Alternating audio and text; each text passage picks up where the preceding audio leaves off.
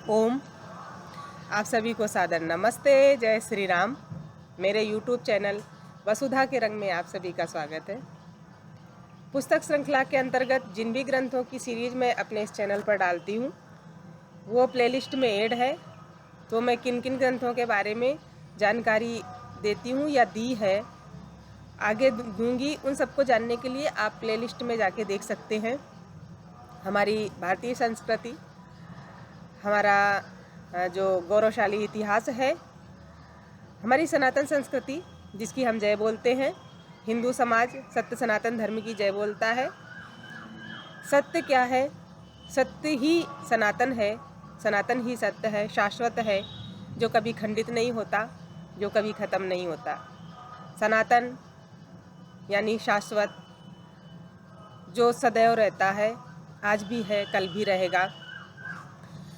और इस सनातन के अंदर सत्य क्या है, इसका मार्गदर्शन करने वाले हमें कैसे मिलेगा, कैसे जानेंगे कि सत्य क्या है? तो मार्गदर्शन करने के लिए हमारे ऋषियों ने, मुनियों ने समाधिस्थ अवस्था में, ब्रह्म की प्राप्ति की अवस्था में ग्रंथों की रचना की, ईश्वरीय ज्ञान को हम तक पहुंचाया। इस प्राकृतिक ज्ञान को, प्राकृतिक भाषा को, प्राकृतिक ध्वनियों को समझकर हम तक पहुंचाया हमारे मार्गदर्शन के लिए। तो ऐसा मार्गदर्शन जो सनातन का मार्गदर्शन करता है, सत्य का मार्गदर्शन करता है, वो ग्रंथ वेद, उपनिषद, दर्शन, मनुस्मृति इत्यादि, जिसमें सबसे पुराने वेद माने जाते हैं। और इसलिए हम बोलते हैं सत्य सनातन वैदिक धर्म की जय, क्योंकि वेद ही हमें बताते हैं कि क्या है सनातन धर्म और क्या है सत्य। हम हर किसी के द्वारा सुनते हैं, धर्म प्रचारकों के द्वारा प्रवचनों में सुनते हैं, सभी से सुनते हैं, साधारण मनुष्य से भी सुनते हैं कि सत्य को स्वीकारो, सत्य को जानो, सत्य को मानो, सत्य ही जीवन है और सत्य ही सब कुछ है। झूठ की बहुत देर पर कहीं पकड़ नहीं रहती, सबसे सुनते हैं। धर्म प्रचारकों के द्वारा भी सुनते हैं कि सत्य को जानना आवश्यक है, परंतु क्या हम इस सत्य को आचरण में धारते हैं? जो लोग कहते हैं सत्य को जानना और सत्य को मानना आवश्यक है, वो सच में क्या सत्य मानते हैं? क्या जब सत्य की बात होती है तो वो सत्य को जानते हुए भी सत्य को मानते हैं, या निजी स्वार्थ में उसको वो इग्नोर कर देते हैं, जानते हुए भी नहीं मानते हैं, या मानना नहीं चाहते, या किसी और तक उसको जाने नहीं देना चाहते? आदि हमारी बड़ी समस्याएं हैं, जिसकी वजह से हमारी संस्कृति काफ़ी छिन्न भिन्न भी हुई और खंडित करने का भी प्रयास हुआ। हमारे समाज में मत संप्रदाय प्रचलित हैं। आप किसी को मानते हैं, बहुत अच्छी बात है। आप किसी को पथ प्रदर्शक मानते हैं, ये भी अच्छी बात है। किसी अच्छे व्यक्ति के विचारों को मानते हैं, फॉलो करते हैं, वो भी अच्छी बात है। लेकिन आप जिसको मानते हैं उसी को आप सृष्टिकर्ता मान लें, उसी के वचनों को आप शाश्वत मान लें, ये बहुत गलत बात है। क्योंकि शाश्वत क्या है, सत्य क्या है, ये जानना हम सबका अधिकार भी है और ये चिंतन का भी विषय है और हितकारी भी है। इसलिए मूल क्या है उसको समझना अति आवश्यक है। या कोई भी मत या संप्रदाय अपने को आपको ज़्यादा श्रेष्ठ बता के दूसरे को नीचा दिखाए, ये भी गलत बात है।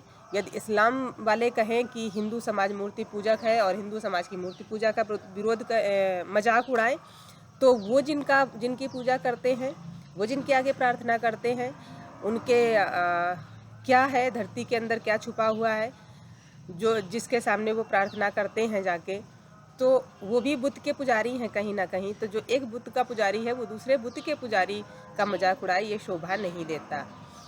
एक दूसरे का मजाक उड़ाना शोभा नहीं देता। सबसे अच्छी बात है कि हम सत्य को जाने, सत्य क्या है, और सत्य को माने कि सत्य क्या है। हम उसके बाद अपने महापुरुषों के आदर्शों को पूजें, उनके चरित्र को पूजें, उनके चित्र को भी पूजें, नमन करें, सब कुछ करें, इसमें कोई परेशानी नहीं है। लेकिन सत्य को जानने की आवश्यकता है। ऐसे ही सत्य को प्रकाशित करने वाला एक निष्पक्ष ग्रंथ है जो सत्यार्थ प्रकाश, उसकी सीरीज आजकल डाल रही हूँ और उसका 12वां समोल्लास आज है, जिसमें बस थोड़ा सा संक्षिप्त में बताऊँगी। बाकी उसको बारीकी से पढ़ने के लिए आपको स्वयं पढ़ना पड़ेगा। तो ये जो 12वां समोल्लास है, ये मत संप्रदाय से संबंध रखता है, चारवाक मत, बौद्ध मत और जैन मत से। यहाँ पर स्वामी दयानंद सरस्वती जो हैं, उनको जितना पढ़ा, मैंने जितना जाना, वो सिर्फ यही जाना है कि वो किसी के बारे में कुछ नहीं कहते हैं, किसी के बारे में कुछ नहीं कहते हैं, किसी से द्वेष भाव रख के कुछ नहीं कहते हैं। वो एक तटस्थ होकर बैठते हैं और सत्य को देखते हैं और सत्य को ही कहते हैं। वो किसी का विरोध नहीं करते हैं, केवल सत्य की बात करते हैं। और जब सत्य की बात कोई करता है तो असत्य का विरोध स्वतः ही होने लगता है उसके द्वारा, या हमें नज़र भी आने लगता है कि यहाँ पर इन चीज़ों का विरोध हो रहा है। तो जिन चीज़ों का विरोध हो रहा है वो सही हो रहा है या गलत हो रहा है, उस पर चिंतन की आवश्यकता है, स्वस्थ चिंतन की आवश्यकता है। तो यहाँ पर भी जो सत्य का प्रकाश किया है उन्होंने सत्यार्थ प्रकाश के द्वारा, उसमें ये जो 12वां समुल्लास है चारवाक मत, जैन मत और बौद्ध मत से है, जहाँ पर ईश्वर को लेके बहुत सारे संशय हैं। शरीर और आत्मा की बात होती है। चारवाक मत का अपना मत है, बौद्ध का अपना है और जैन का अपना मत है। इस पर स्वामी जी ने उनके ही सैद्धांतिक ग्रंथों से कई सारे उदाहरण दिए हैं, उस पर बहुत अच्छा विश्लेषण किया हुआ है। और इसमें शरीर, जीव, ईश्वर आदि विषय पर विश्लेषण मिलेगा। आत्मा एकदेशी और ईश्वर सर्वदेशी कैसे है, इस बात पर मंथन है। क्योंकि एक मत का कहना है कि आत्मा एकदेशी नहीं है, आत्मा में ही परमात्मा है, परमात्मा और कहीं नहीं है, जीव में ही परमात्मा है। इस तरह के बहुत सारे जो विषय हैं वो मिलेंगे पढ़ने को। इस अध्याय में मतों द्वारा ईश्वर के उस स्वरूप का विरोध मिलेगा जो वेदोक्त है, जो वेदों में वर्णित है, उस स्वरूप का विरोध मिलेगा और उस पर स्वामी जी का विश्लेषण मिलेगा। अध्याय की शुरुआत में याज्ञवल्क्य जी जो हैं अपनी पत्नी मैत्रेय को संबोधित करते हुए शरीर, आत्मा और परमात्मा के बारे में बहुत ही सुंदर प्रकरण डालते हैं, बहुत सुंदर विषय रखते हैं। चारवाक बौद्ध जैन मत के सिद्धांत ग्रंथों को विस्तृत उदाहरण के साथ, आर्ष ग्रंथों और शास्त्रों के साथ तथा तर्क के द्वारा इसमें खंडन है कि ये सही है, ये गलत है, इस तरह का खंडन और चिंतन है। एक संप्रदाय या मत के द्वारा दूसरे संप्रदाय या मत के पूजा पद्धति का विरोध, ये सही बात नहीं है। क्योंकि दोनों ही संप्रदाय, जो जितने भी संप्रदाय या मत हैं या दो लोग चर्चा कर रहे हैं जो भी हैं, तो दोनों को ये समझना है कि हमारा मूल क्या है और सत्य क्या है, और हम जिस विषय को अपना के चल रहे हैं और जिसको ही हम सर्वथा सत्य मान रहे हैं, जिसके बाहर हम नहीं जाना चाह रहे हैं, जिस सर्कल के बाहर नहीं जाना चाह रहे हैं, उसके बाहर भी क्या हमारे ऋषियों मुनियों ने कुछ कहा है या नहीं कहा है, हमारे ग्रंथों ने कुछ कहा है या नहीं कहा है, इस विषय पर चिंतन की आवश्यकता है। इसलिए एक दूसरे को कम या ज़्यादा आंकना किसी भी तरह से बुद्धिमत्ता का कार्य नहीं है। इसमें आस्तिक और नास्तिक का शास्त्रार्थ है। बड़ा ही सुंदर संवाद है आस्तिक और नास्तिक का। जो भी आस्तिक और नास्तिक की प्रश्नोत्तरी है इसमें काफ़ी लंबी चौड़ी है, और ये साधारण प्रश्नों की प्रश्नोत्तरी नहीं है, बहुत ही गूढ़ प्रश्नों की प्रश्नोत्तरी है। और इससे आपको बहुत ही सुंदर चिंतन निकल के बाहर आएगा, बहुत ही सत्य इससे निकल के बाहर आएगा। जैसे इस तरह के प्रश्न है कि ईश्वर की इच्छा से कुछ नहीं होता, जो कुछ होता है वो कर्म से होता है, ऐसा कहते लोगों को सुना है। तो आस्तिक इसमें बोलता है कर्म से जो होता है, तो कर्म किससे होता है, कर्म किस, और जो कहो कि जीव आदि से, तो उन्हीं के फल भोगना जीव की इच्छानुकूल है। परंतु पाप का फल दुख को जीव अपनी इच्छा से नहीं भोगता, क्योंकि पाप और दुख कोई नहीं चाहता, सभी सुख चाहते हैं। तो फिर क्यों भोगता है वो पाप या दुख, वो रोता चीखता चिल्लाता क्यों है? तो ईश्वर के भोगने से, ईश्वर के भोगाने से भोगता है। जैसे चोर सुख अपनी इच्छा से भोगता है और दुख राजा की इच्छा से भोगता है। इस तरह के प्रश्न उत्तर दिए हुए हैं। इसमें कहते हैं कि ईश्वर व्यापक नहीं है, जो व्यापक होता तो सब चेतन होता, और बराबर चेतनता क्यों नहीं? ब्राह्मण आदि में उत्तम मध्यम निष्कृतता क्यों हुई? क्योंकि सब में ईश्वर एक सा व्याप्त है, तो छोटाई बड़ाई क्यों? प्रश्न बड़ा ही साधारण है इसमें, क्योंकि जो भी व्यक्ति ये प्रश्न कर रहा है वो वर्ण व्यवस्था से हट के प्रश्न कर रहा है, शास्त्रों से हट के प्रश्न कर रहा है। इसका उत्तर भी है व्याप और व्यापक एक नहीं है, किंतु दो होते हैं। जैसे आकाश सब में व्यापक है और सब आकाश के सदृश नहीं होता, वैसे परमेश्वर के चेतन होने से सब जड़ वस्तु चेतन नहीं होता।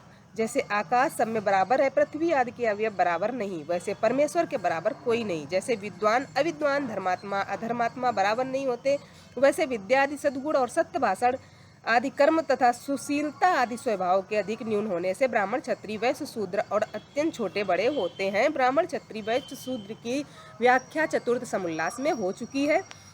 हमारे वर्ण, जो वर्ण व्यवस्था है वेदों में, मनुस्मृति में, उसके अनुसार हो चुकी है।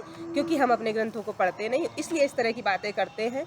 बहुत बार लोग कहते हैं कि आप कहते हो कि ग्रंथों में मिलावट हो चुकी है, तो वेदों में मिलावट भी हुई होगी, वेदों में मिलावट क्यों नहीं हुई है? तो वेदों को जहाँ से वेद लिखे गए हैं, ईश्वर की वाणी है वेद। ईश्वर की वाणी को समझने के लिए जो सृष्टि के आदिकाल में 4 ऋषियों ने समाधिस्थ होकर या ब्रह्म की अवस्था में ईश्वर की वाणी को सुन के लिखा है, उन्होंने इस तरह की एक साइंटिफिक ग्रंथ लिखे हैं कि जिसमें किसी प्रकार का परिवर्तन करना संभव नहीं है। उसको इस तरह के घेरे में रखा गया है, इस तरह की उसकी याद करने का तरीका, तेरह तरह के तरीके रखे गए हैं। उसको किस तेरह तरीके से याद करने वाले लोग आपस में क्रॉस करके उसको देख लेते हैं कि ये कहाँ पर मिक्स हो गया है, कहाँ पर कोई मिलाने की कोशिश कर रहा है, कहाँ सही है, कहाँ गलत है। इसलिए वेदों में मिलावट बिल्कुल संभव नहीं है, क्योंकि 5000 वर्ष तक का रिकॉर्ड बताते हैं अंग्रेज लेखक, जिसमें क्योंकि उनके पास इससे ज़्यादा आगे कुछ रिकॉर्ड है नहीं। वो कहेंगे 4-5 हज़ार वर्ष पुराने वेद हैं। वेद तो सृष्टि के आरंभ में है, सृष्टि की गणना से शुरू होते हैं। फिर भी एक लेखक है मैक्स मूलर, जिसने लिखा है India what can it teach 195 page number पर वेदों के बारे में, जिसमें वो खुद कहता है कि मैं इस तरह के लोगों से मिला कि मैंने जब वेदों के बारे में लिखा था तो मेरी जो कमियां थीं उन लोगों ने उसमें सुधार किया, और मैंने पाया कि वेदों में किसी भी तरह की कमी बनाना, लिखना और कुछ भी मिलावट करना संभव नहीं है, क्योंकि यहाँ पर चलते फिरते लाइव पुस्तकालय भी हैं। उसने ब्राह्मणों को लाइव पुस्तकालय कहा है। अब ब्राह्मणों का अर्थ आप आज के ब्राह्मण मत समझ लीजिएगा, ब्राह्मण का अर्थ भी हम पीछे बता आए सत्यार्थ प्रकाश में कि ब्राह्मण कौन होता है। तो इस तरह के जो लाइव पुस्तकालय है वो ट्रांसफ़र करते रहे पात्र लोगों को, जो अगला पात्र है उसको ट्रांसफ़र करते रहे उन सारी चीज़ों को, उन सारी टेक्निक को। दूसरी भी इनकी पुस्तक है, अंग्रेज का ही उदाहरण है, ओरिजिनल रिलीजन, पेज नंबर 131 में भी इसने वेदों के बारे में वर्णन किया है, जिसमें इसने इसी तरह की बातें कही हैं। तो वेदों में बिल्कुल भी मिलावट करना संभव नहीं है, क्योंकि इस तरह की टेक्निक अपनाई गई है कि उसमें कोई मिलावट कर ही नहीं सकता है। इसलिए अपने आर्ष ग्रंथों पर और सृष्टि के शुरुआत में जो ग्रंथ लिखे गए हैं, जो सत्य की पहचान कराते हैं और जिनकी वजह से हम कहते हैं सत्य सनातन धर्म की जय, जिनकी वजह से हम कहते हैं सत्य सनातन वैदिक धर्म की जय, जिनकी वजह से हम कहते हैं कि सत्य ही सब कुछ है, सत्य ही शाश्वत है, और इसीलिए जो सनातन धर्म है वो सबसे सुंदर, एक ठहराव वाला, एक स्थिरता वाला है, भटकते हुए मनुष्य को रास्ता दिखाने वाला है। यहाँ पर सब कुछ है, आत्मबोध है, अध्यात्म है, आत्मज्ञान है, टेक्नोलॉजी, साइंस, सब कुछ है। तो ऐसे ग्रंथों पर हम अगर अपनी कोई राय ना दें, उस पर उंगली कभी ना उठाएं, तो ही हमारे लिए हितकारी है। हम उन्हें पढ़ने का प्रयास करें, उन्हें जानने का प्रयास करें, अपनी ताकत को पहचानने का प्रयास करें। तो द्वादश समोल्लास में बस इतना ही लिखना चाहूँगी। जैन चारवाक, जैन बौद्ध मत को पढ़ने के लिए, और इसके बदले में स्वामी जी ने जिन शास्त्रों से उदाहरण दिया, जिन सैद्धांतिक ग्रंथों से उदाहरण दिया है, उनको पढ़ने के लिए। और उन्होंने ऐसा क्यों कहा है, निर्मल मन से, स्वच्छ मन से, इसको एकदम पक्षपात रहित समझकर पढ़ने के लिए आप इस सत्यार्थ प्रकाश ग्रंथ के द्वादश समोल्लास को पढ़ें और जानें कि ये तीनों मतों के बारे में स्वामी जी का क्या विचार था, क्यों था। क्योंकि कोई भी विद्वान नहीं चाहता है कि जो भी हमारे लोग हैं, अपने लोग हैं, वो बिखरे बिखरे घूमे, भटके घूमे। वो चाहता है कि हर कोई मूल से जुड़े अपने, जो सब के लिए हितकारी हो, समाज के लिए हितकारी हो, राष्ट्र के लिए हितकारी हो, जो धर्म का सही स्वरूप हो, उसी को सब पकड़ें और सब मूल से जुड़ें। इसलिए ऋषि मुनि जो है हमारे, उसी तरह के महर्षि दयानंद सरस्वती भी हैं, जो सिर्फ मूल की बात करते हैं। वो किसी को नीचा दिखाने की बात नहीं करते हैं, किसी को कम ज़्यादा आंकने की बात नहीं करते, वो सिर्फ मूल की बात करते हैं। लेकिन हमारी समस्या ये है कि हम सिर्फ ये पढ़ते हैं कि अच्छा हमारे संप्रदाय के बारे में इन्होंने ऐसा लिखा है, चलो ये हमारे मतलब के नहीं है, ऐसा कह के हम छोड़ देते हैं। नहीं, उन्होंने किसी के संप्रदाय के बारे में नहीं लिखा है। उन्होंने मूल को पकड़ने के लिए सारी जो चीज़ें भ्रामक हो गई हैं उनका विश्लेषण किया है, उनका अध्ययन किया है, और फिर वापस लाके अपने मूल से उनको जोड़ा है। इसलिए ऐसे महान व्यक्तित्व को समझने के लिए उनके द्वारा लिखी गई चीज़ें पढ़ें।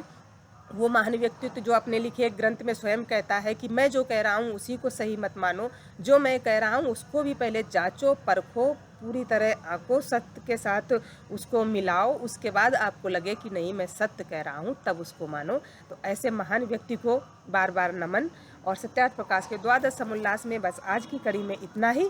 अब 13वां समोल्लास लेकर आऊँगी, जिस पर बाइबल पर पैनी दृष्टि के नाम से है। बाइबल की समीक्षा करेंगे, बाइबल में क्या लिखा है वो बताएंगे। आप लोगों को पुनः सादर नमस्ते, जय श्री राम।